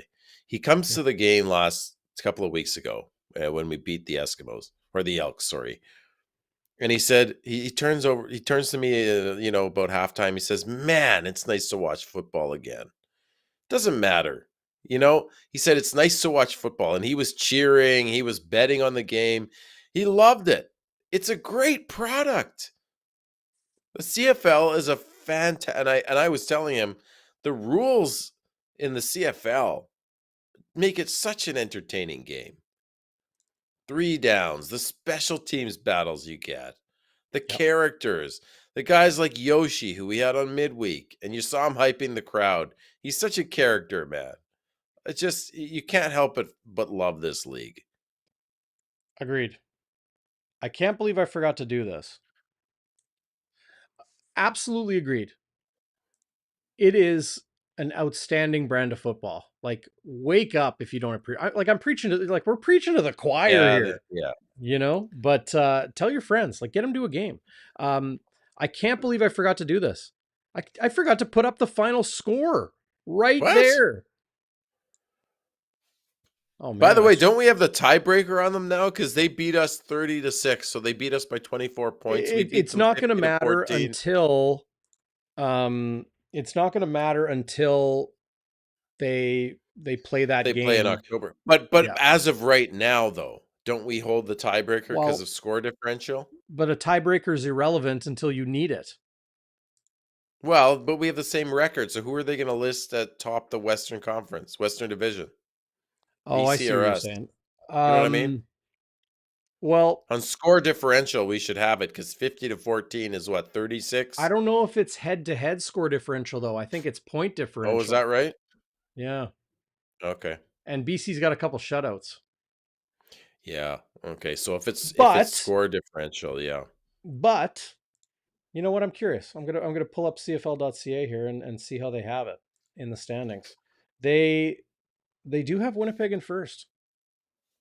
They do, eh? Yeah, Winnipeg Nice. 4-1 and 2-1 home and away records. I wonder why. Nice. We're first in the West again, baby. Well, they Where have. we belong. I wonder if it's points for. Winnipeg has 240 points for here. I'll pull it up here on the screen. Winnipeg has 240 points for and 161 against. And yeah, so their overall point differential is way better. Overall point differential than Yeah. BC's? Like Or this is BC's better? 52. BC's is 52 and Winnipeg's is 79. Oh, okay. How about that for quick math? Holy Okay, man. nice. Yeah. And then here is the Toronto Argonauts. I don't even know if I can do that math. That's 30, 40, 40, 51. What am I talking about? I don't know. I am that I bad. never know what you're talking about. 90, no, it's 90, 93. I don't know. Somebody minus, subtract 124 from 217. Oh, no But thanks. the Toronto Argonauts are 6-0. The Bombers and the Oh, Lions are 6-2. Um, so that the power rankings are going to come out, and it's amazing how the TSN panel. I thought it was interesting. They were saying if Winnipeg loses tonight, are they in that lower tier below Toronto and BC? Well, they ended up not. They really they came out and played hard tonight. But if they had lost, I wonder. Maybe. Well, if they'd lost, depending on how, like, I think if they would have lost a close game, I don't think so. But if they would have got blown out again, then yeah, they would have been Yep. in the lower tier. That's why this game was such a huge game, Yeah. because that was And on their reputation was on the line. THP Power asking how many were there today? 30,874. Capacity is like Solid. 33,234. I actually know Yeah, that number. 33,234 is IG Field nice, football impressive, capacity. DB. Yeah. Well, it's not. It's just a number. I mean, it might even be my bank code. Just kidding. It's not. Or maybe it is. It might But even it's be not. your Maybe it is. your address number on Hazeldale. Right. Yep. Yeah. After party. Let's go. Let's go. I love this. Trevor Thompson. 92. 3. 93. Trevor's Uh, trying to get the numbers right as he goes. yeah. Rhythmitic. There you go. Dom Tico and Apollo Rhymes in the Rhythmitic. saying math class, I'm out. LOL. Yeah. Tico and Apollo, you're a character, buddy. It was great meeting you the other night. You Yes. are a you are a beauty. Yeah, you are. Yeah. Pyros. What's up, Pyros? Uh yeah, no doubt. Okay, so we've gone through it. We just got to do game balls. I already Game gave one balls. to Evan Holm. Who do you got? I gotta give one to well, I mean, you could give it to Kenny Lawler. He had 200 yards of receiving, which is pretty special. Like he could be on pace for that 2,000-yard mark, which we were kind of laughing at because he missed a third of the season already. But I got to give my offensive game ball to Zach Collaros. I just love, like, he just throws haymakers. I love how he throws the long ball, Darren. He was over 70% completion, 3 touchdowns. He had the one pick, but again, I think that was, kind of a freak play where you're trying to throw a screen pass over a D lineman. D lineman jumps up in the air and gets it. Whatever.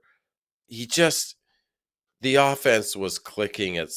They were just clicking on all cylinders, and he was just throwing dimes as he always does. Like he's holding an RPG or a bazooka or something, just throws it from the shoulder, like you said. I just love watching Zach Collaros.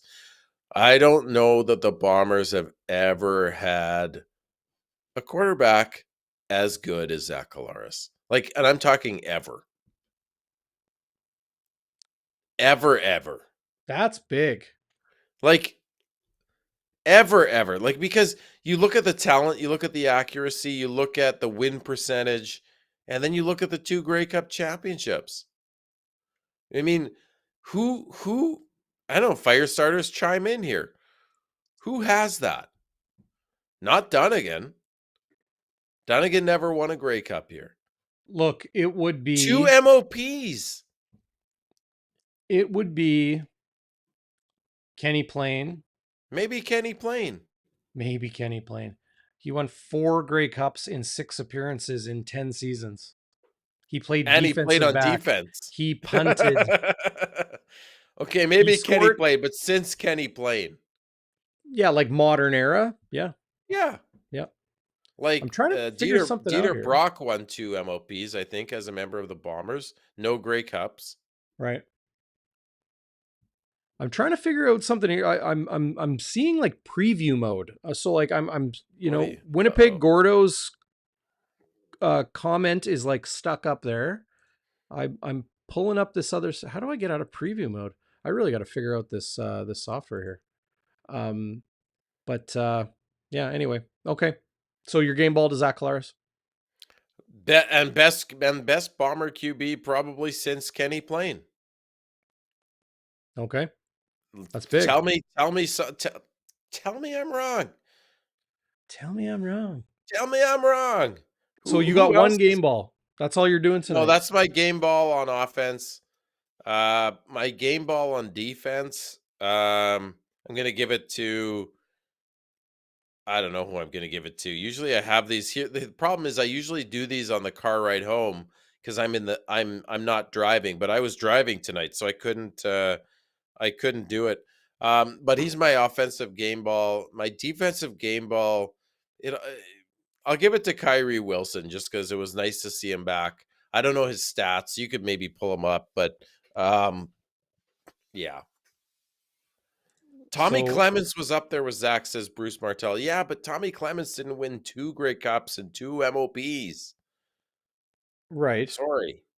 Yeah. Yeah. Maybe up there with, but not at the same echelon. Zach's always stick together. There you go. That's good, Jeremy Ediger. That's a good one. Oh, good to see you, Jer. Good to see you. I feel bad. I'm pulling up different comments and I'm just not able to You're not able to get him up there, eh? Yeah, because I'm in preview mode. Find the feature window program. Yeah, Kahari was exciting, but he never won the Grey Cup. He won what? Kahari won 1 MOP, not 2? Kahari won 1. Yep. 1 Yeah. MOP. Tom Clements, Sean Salisbury, Tom Burgess. Yeah, I know. Salisbury won the 88 Grey Cup. Yeah. Yep. Dieter Brock was prolific, but in the words of my father this week, he couldn't win the big game. That's awesome. You know, my father's pretty fair weather Bombers fan or sports fan. Like not fair weather. I shouldn't say fair weather. He is a casual fan, right? He's probably more engaged with sports now that his son is a reporter. I would hope so. But like my mom is hilarious. My mom, I'll show up unannounced at my parents' house like on a random, 8 p.m. random weekday night, and my mom's sitting at the kitchen, like at the little TV in the kitchen. She's sitting there, their elbows on the counter. She's watching the TV, and I'm like, "Mom, what are you watching?" "Oh, the Bruins are playing the Capitals," and she's locked in. And I mean, oh really? Yeah, like she just watched random NHL games. That's awesome. It's not something she would have done before. But she's at the Sea Bears games and she's watching the Bombers and watching the Jets and it's pretty great. I love that she still has one of those old small little TVs in the kitchen. I remember my buddies used to have those, like my buddies' parents used to have those small TVs. Shout out to Damian Penner. They had a small TV. So when mom was making Sunday dinner, she was watching TV. Okay. Yeah, I know. Yeah, Kenny Plain. Oh, it's Kenny playing. D- yeah. No, that was a dumb take by me to ignore Kenny Plain, but still, I think my comment stands though. I don't think there's a better Bomber quarterback since Kenny Plain. I Yeah. don't think you can really argue with me, folks. No, I'm right. Kenny Plain was special. Yeah, he Uh, was. Kenny Plain was insane. the run he made to the Yeah, end zone in the Fog Bowl, yeah, look yeah. that up. I know. I've seen it. No, that's a crazy. It's the only championship in pro sports history that lasted 2 days because they had to finish it the next day because it was Right. so foggy, right? Yeah, But before it got too foggy to play, Kenny Plain made this run off the right edge down the sideline to the end zone to score, and that was the winning score. No points were scored the second day. Can you imagine that? Like a championship game gets postponed and held, and then they go back the next day to play again. Football, you got to play again the second day. They did, no that's points scored. nuts. Can you imagine?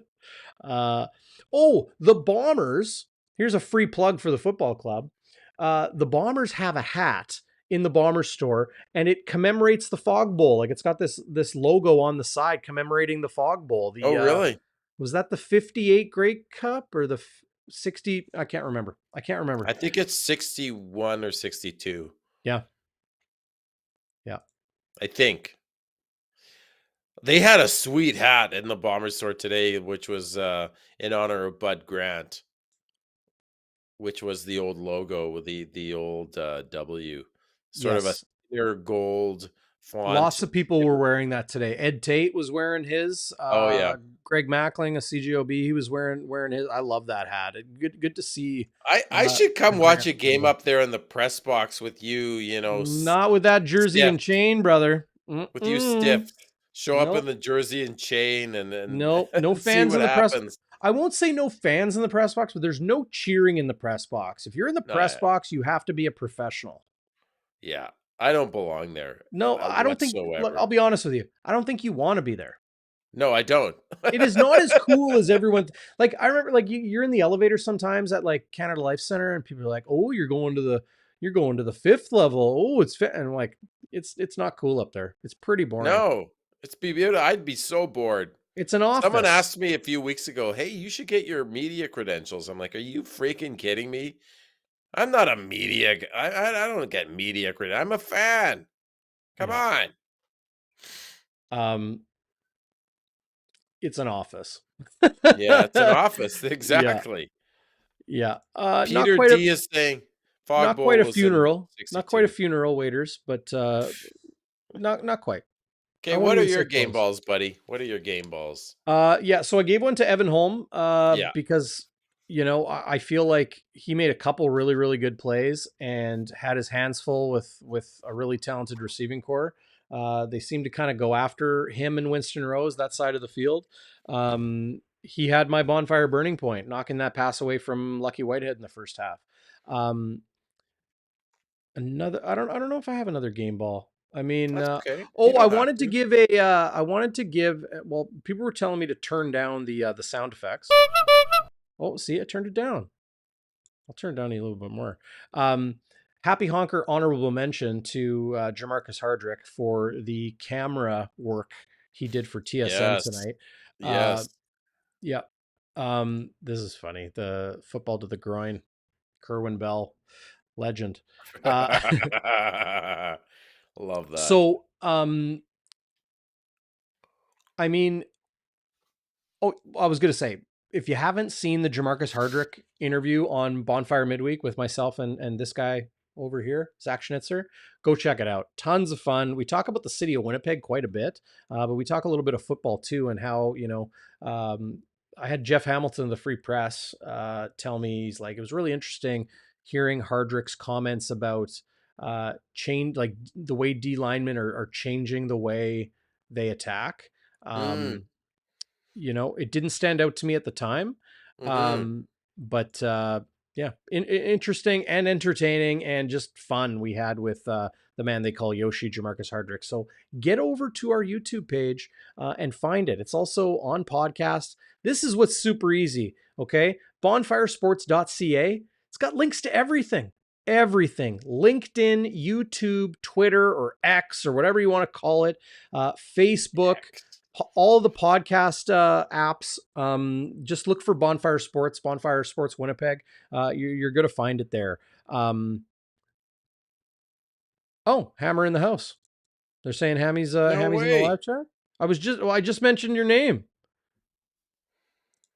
It's a circus. Boy, his ears are burning, Jeff. He's saying the press box is a circus. Yeah. Well, when Hammy's there, when taking Hammy shots off each other's belly buttons. Yes. Oh, Jello shots out of the belly button. Yeah. We got like ice sculptures. We're doing shots out of that too. Speaking of Jello shots, Darrin, my brother, for my bachelor party, decided to make Jello shooters.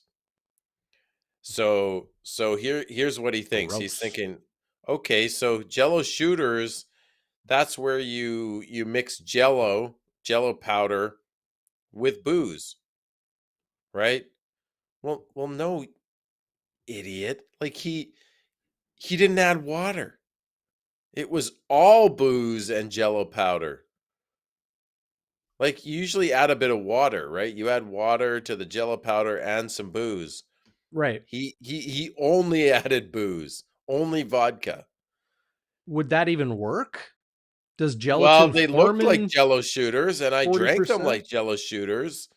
And then my buddy Andrew's back deck had pink vomit all over it. Oh, dude.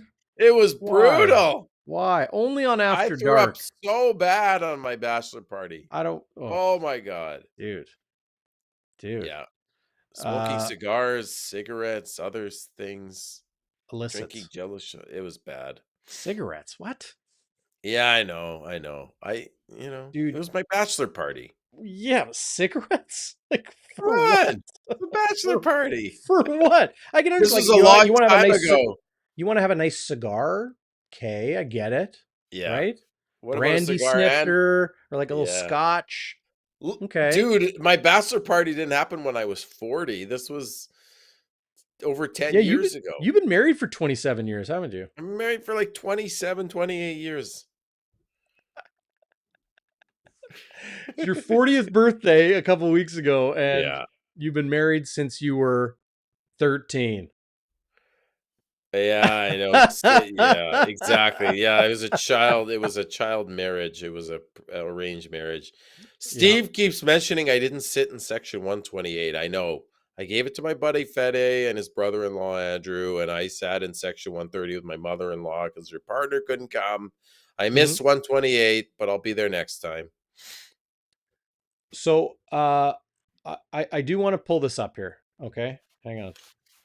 I'm going to this is maybe not the happy honker, maybe not the game ball, but nonetheless an important part of today's game. Here's Brady Oliveira fumbling. Yeah. And like, look, he gets tackled at the ankles and fumbles, right? Yeah. The ball was not punched out. It is a forced fumble by Jalen Edwards-Cooper, the DB. But it just gets away from Brady. And there is Bolacombo, the outstanding Canadian linebacker, bringing it 30 yards, the easiest touchdown he'll ever score in his life. Yeah, really. The next play, Winnipeg has the ball. Here is Brady getting it. And like the Red Sea parts. Yeah. Look what his teammates do for him. They tell him, as he mentioned on TSN after the game, they said, Brady, keep your head up. We're going right back to you. Nice. And this is what they do. Right, eh? Great block right here on Betts. And who's that? Well, it's a left. That's tight end left. It's Tuieli, I think, next to Stanley Bryant. And they did this a lot today, where they brought in a tight end to handle Betts. And here's Brady.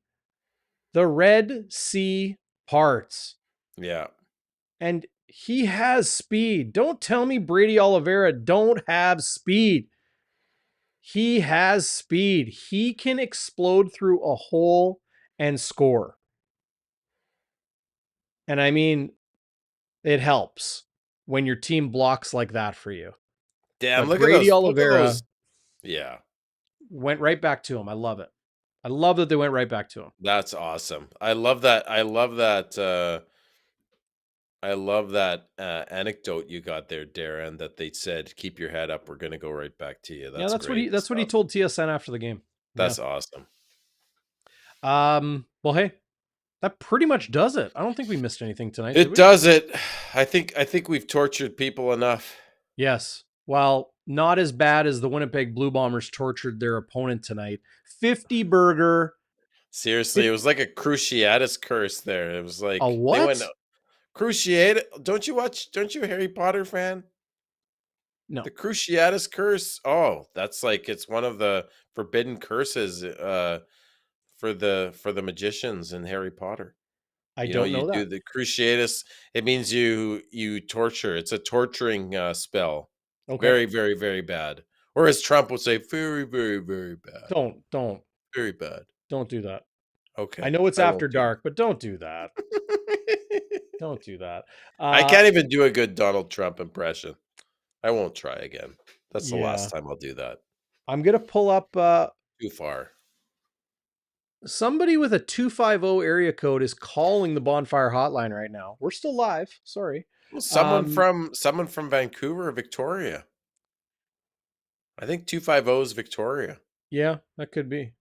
Well, you know what? Maybe it's our old buddy Nick Kowalski now with the BC Maybe it's Lions. Kowalski. Yeah.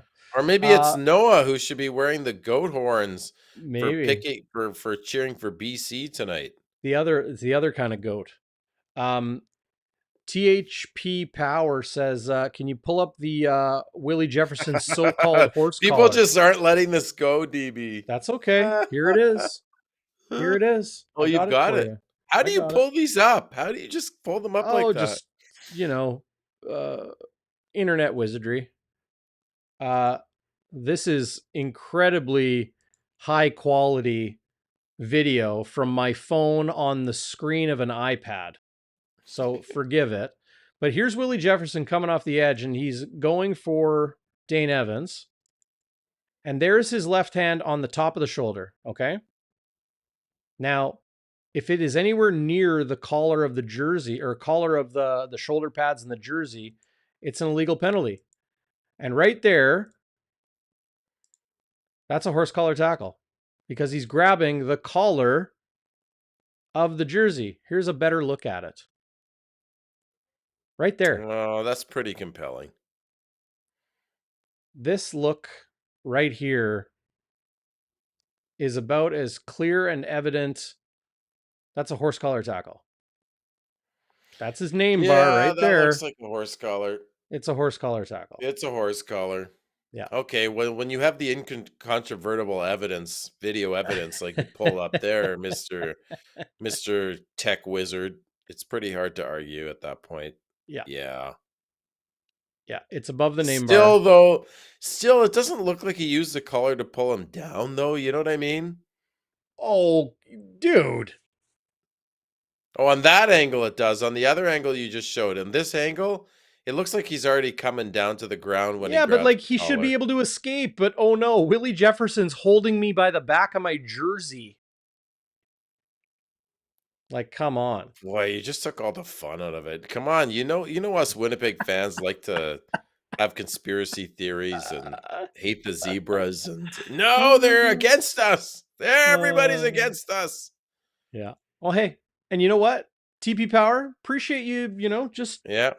hey, you know what? I'm often wrong. Believe me. Ask my girlfriend. Yeah. I'm often wrong. We're all wrong sometimes. And you know what? Good on you. That's what this is for. We're here to have a discussion about it. Let's talk about it. Come around the bonfire. Join us on Game Day Join After us. Dark. Join us. Join us. Double, toil and trouble. You know what? And that's why we're here. We'll pull up the clips. We'll watch them. We'll enjoy some good fellowship, good times. Good digestion of the game we just watched. Mhm. The Bombers really came to play tonight. They did not get the memo that the best defense in the CFL was coming to town. They did not get the memo that the Lions have something to prove by beating Winnipeg twice on their own home turf. Winnipeg did not get the memo that they are old and declining and are done. The Blue Bombers are a force to be reckoned with. Whether it was VA or Dane Evans or whoever. Really looking forward to late September, early October when the Bombers host the Toronto Argonauts on September 29th. And then the next week, travel to BC to take on the Lions on October 6th for the rubber match in what will probably determine the West Division standings and playoff picture. But that's it. 50 burger tonight. 50-14 is the final score. And hey, if you're a Blue Bombers fan, you got to be feeling pretty good. I think you're going to have a nice Friday. You're going to, enjoy yourself. You're going to have fun. You're going to go to Shannon's Irish Pub on Friday afternoon because they are now open for lunch. Maybe you're going to start your weekend early. Before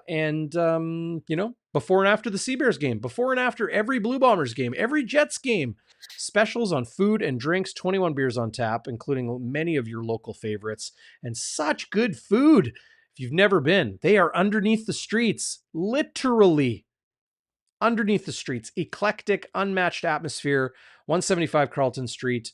Just a quick Kenny Lawler skinny post down the block from True North Square. Final word to you, my friend. Well, a 50 burger is a 50 burger. When you put up 50 points, 50 plus points at home on a hot night in Winnipeg, it's a great night for 30,000 plus fans, many young fans. It was just awesome. So, DB, it's just a pleasure to come on here after with you and talk about a big Bomber statement win, a potentially a season defining win.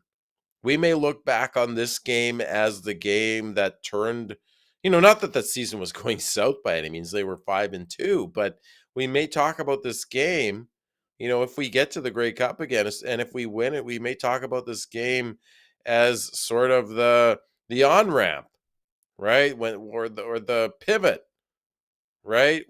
I like that on-ramp. I like that. The on-ramp, the O-line is the heart and soul of this team, I think a lot of people would say, and they made a statement tonight. They put the boots to the Lions, a team that embarrassed them a few weeks prior at home. And so I'm just fascinated to see what they do next. I would love for them to go into Edmonton and just destroy the Chris Jones Edmonton Alex. I'm not a Chris Jones fan. But I know you're we'll not. see. We'll see where we go from here. Is this the beginning of something really special again, where this team can go on a magical run and get 3 and 4 years and be a dynasty? We'll see, my friend. Indeed. And